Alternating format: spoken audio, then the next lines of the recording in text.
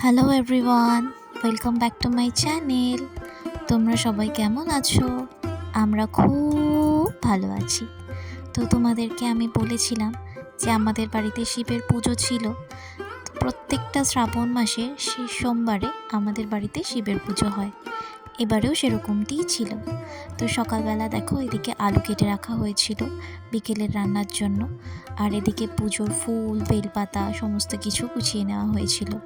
আর এই দেখো লাবড়া সবজি কাটা হয়ে গেছে। যে লাবড়াটা সবাই খাবে না, এটা তার সবজি। আর ঠাকুরের জন্য যে খিচুড়ি লাবড়া, ভোগের জন্য যে রান্নাগুলো, সেগুলো আগে থেকেই হয়ে গিয়েছিল।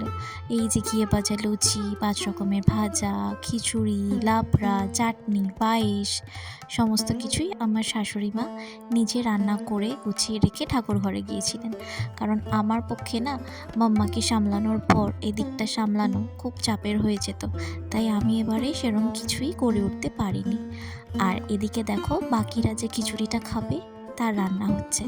আর এরই মধ্যে আমি চলে গেছিলাম একটুখানি বাবার মাথায় জল ঢালতে। এটি আমাদের পাড়ার শিব মন্দির। এটিকে খুব জাগ্রত বলেই আমরা মানি।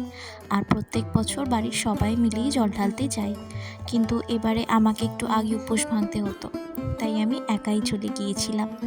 আর এসে দেখি আমার শাশুড়ি মা ঠাকুরঘর সমস্ত কিছু গুছিয়ে ফেলেছেন।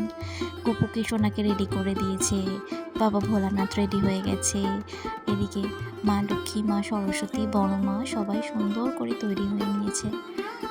বাকিটা নিয়ে পরের ব্লগে আসছি। আজকে এটুকু রইল। তোমাদের ব্লগগুলো কেমন লাগছে একটু জানিও প্লিজ। আর ভালো লাগলে লাইক, শেয়ার, সাবস্ক্রাইব করে দিও। আজকে আসলাম, বাই বাই।